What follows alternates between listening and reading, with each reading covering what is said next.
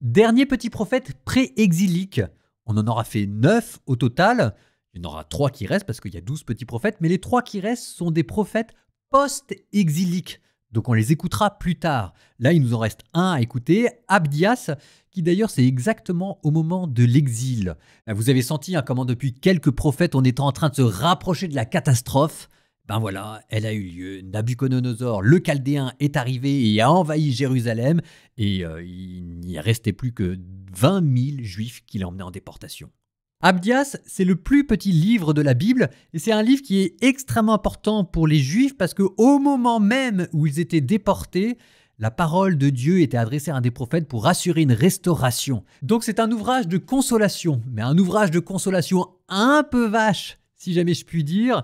C'est parce qu'on ne sait pas très bien si jamais le but c'est de restaurer Israël, j'exagère, ou bien de se venger des nations alentours, notamment Édom. Édom, c'est Ésaü. Les Édomites, ce sont les descendants d'Ésaü. Et en gros, les Édomites et les Israélites, ils ne peuvent pas se supporter, ils n'ont pas arrêté de se faire la guerre. Quand la Syrie était déjà venue envahir le royaume du Nord, tout de suite après, les Édomites étaient arrivés pour récupérer les Israélites qui restaient et les amener en esclavage. Et là, quand Nabuchodonosor est arrivé pour détruire Jérusalem, les Édomites se sont alliés avec Nabuchodonosor et ont profité pour piller ce qui restait de Jérusalem et faire du commerce avec eux. Et là, Dieu est en train de leur dire que les Édomites, ce que vous avez semé, vous allez le récolter. Bon, la leçon derrière, c'est qu'on n'a pas le droit de se réjouir du malheur d'autrui. Le proverbe « il suffit pas d'être heureux, il faut aussi que les autres soient malheureux », c'est pas chrétien. L'autre leçon, c'est que la défaite d'Israël, c'est pas la victoire des nations.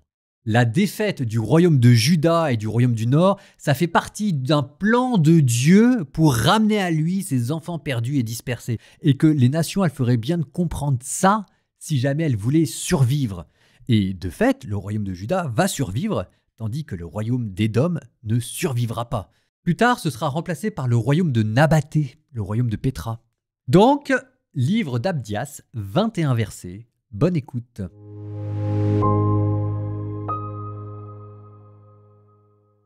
Ainsi parle à Édom le Seigneur Dieu. Nous avons entendu de la part du Seigneur une nouvelle. Un messager a été envoyé parmi les nations. Debout, dressons-nous, attaquons-le. Voici, je t'abaisse parmi les nations, tu en es très méprisé. L'arrogance de ton cœur t'a trompé, toi qui demeures dans le creux des rochers, qui habites le haut pays et dis dans ton cœur, qui me fera descendre jusqu'à terre. Si tu t'élevais comme l'aigle, si tu établissais ton nid au milieu des étoiles, je t'en ferai descendre, oracle du Seigneur. Si des voleurs venaient chez toi, des pillards pendant la nuit, comme tu serais anéanti, ne voleraient-ils pas chez toi tout ce qu'ils peuvent ? Si des vendangeurs venaient chez toi, laisseraient-ils quelque chose à grappiller ? Comme il a été fouillé, Ésaü, on a découvert ses cachettes. Tous ceux qui étaient pour toi, des alliés t'ont repoussé à la frontière. Ceux qui étaient en paix avec toi t'ont trompé, ils t'ont dominé. Et ceux qui partageaient ton pain ont mis un piège sous tes pas. On n'en a pas l'intelligence. N'est-ce pas en ce jour-là, oracle du Seigneur, que je supprimerai d'Édom les sages et de la montagne d'Ésaü l'intelligence ? Tes mânes, tes guerriers seront paralysés, si bien que nul n'échappera au carnage sur la montagne d'Ésaü. À cause de la violence faite à ton frère Jacob, la honte te couvrira et à jamais tu disparaîtras. Le jour où tu n'es pas intervenu pour lui, lorsque des étrangers capturaient son armée, que des barbares franchissaient ses portes et tiraient au sort Jérusalem, toi aussi, tu étais comme l'un d'eux. Ne regarde pas avec plaisir au jour de ton frère, le jour de son désastre. Ne te réjouis pas au sujet des fils de Juda au jour de leur perdition. N'aie pas le verbe haut au jour de la détresse. Ne pénètre pas dans la ville de mon peuple au jour de sa ruine. Ne regarde pas non plus son malheur au jour de sa ruine. Ne t'en prends pas à son armée au jour de sa ruine. Ne te tiens pas au carrefour pour exterminer ses fuyards. Ne livre pas ses rescapés au jour de la détresse. Oui, proche est le jour du Seigneur sur toutes les nations. Et on te fera comme tu as fait. Tes méfaits te retomberont sur la tête. Oui, de même que vous avez bu sur ma montagne sainte, Toutes les nations boiront sans trêve. Elles boivent, elles se gorgent. Elles sont comme n'ayant pas été. Mais il y aura un reste sur la montagne de Sion. Il sera saint. La maison de Jacob héritera de son héritage. La maison de Jacob sera un feu. La maison de Joseph une flamme. Et la maison d'Ésaü sera de la paille. Elles vont la brûler et la dévorer. Pas de survivants dans la maison d'Ésaü. Oui, le Seigneur a parlé. Le Néguev héritera de la montagne d'Ésaü et le bas pays de la Philistie.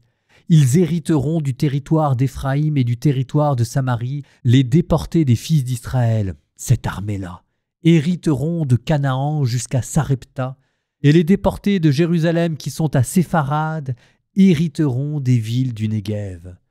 Les libérateurs monteront à la montagne de Sion pour juger la montagne d'Ésaü. Au Seigneur la royauté.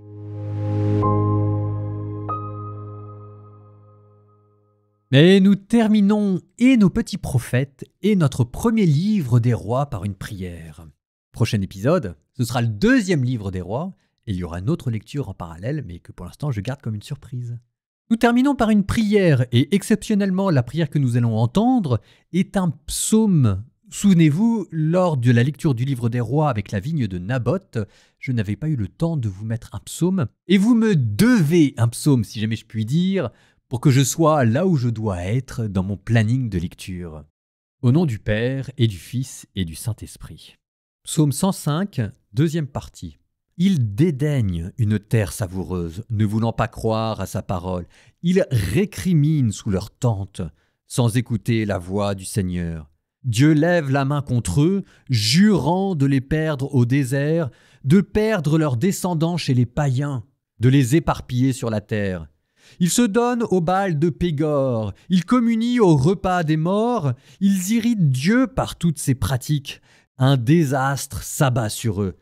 Mais Pinas s'est levé en vengeur et le désastre s'arrête. Son action est tenue pour juste, d'âge en âge et pour toujours. Ils provoquent Dieu aux eaux de Mériba. Ils amènent le malheur sur Moïse. Comme il résistait à son esprit, ses lèvres ont parlé à la légère. Refusant de supprimer les peuples que le Seigneur leur avait désignés, ils vont se mêler aux païens. Ils apprennent leur manière d'agir.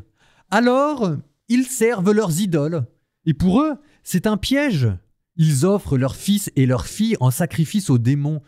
Ils versent le sang innocent, le sang de leurs fils et de leurs filles qu'ils sacrifient aux idoles de Canaan. Et la terre en est profanée. De telles pratiques les souillent. Ils se prostituent par de telles actions. Et le Seigneur prend feu contre son peuple. Ses héritiers lui font horreur. Il les livre aux mains des païens. Leurs ennemis deviennent leurs maîtres. Ils sont opprimés par l'adversaire. Sa main s'appesantit sur eux. Tant de fois délivrés par Dieu, ils s'obstinent dans leurs idées. Ils s'enfoncent dans leurs fautes. Et lui qui regarde leur détresse quand il entend leurs cris. Il se souvient de son alliance avec eux. Dans son amour fidèle, il se ravise. Il leur donna de trouver grâce devant ceux qui les tenaient captifs.